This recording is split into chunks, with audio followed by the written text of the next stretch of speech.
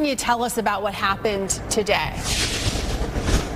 Well, it was interesting just to watch the process here of how ICE was operating and how the protesters were responding. ICE agents, they were camped out inside of this parking structure on the other side of the building. Now, just across that parking structure on the other side of the parking lot here, ICE agents would go inside, they would detain people, and then bring them out to the front as protesters surrounded them.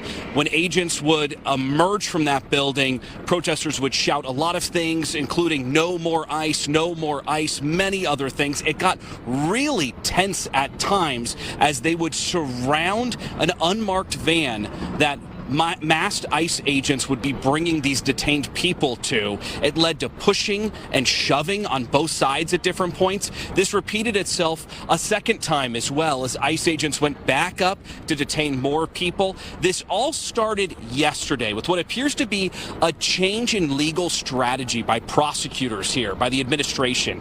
ICE has not commented, but an immigration attorney told us that the feds are dismissing all of the pending cases, and by doing that, they have nothing in front of the court. So agents believe they have the authority then to go in and detain them as those people exit the courtroom.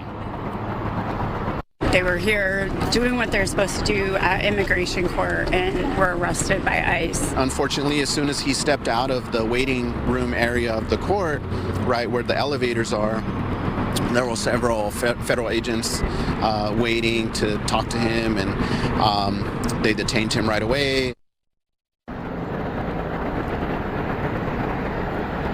Now, interesting here, we've reached out to ICE. We've also reached out to Arizona House Republicans to see if they have any comment on what's going on here. We haven't heard back from any of them today, as this has been a pretty chaotic scene out here. A court did wrap up, though, about an hour and a half ago. And when that happened, the ICE agents left, and it's gotten much quieter. Just a few protesters still standing around, but nothing more than that at this point. This is not the only place in the country where this has been happening. This has happened at other courtrooms across the country as well today. Reporting live, Steve Nielsen, Fox 10 News. Steve, can we hang on for a second here? Do we know whether these people will in fact be deported, or are they being held somewhere?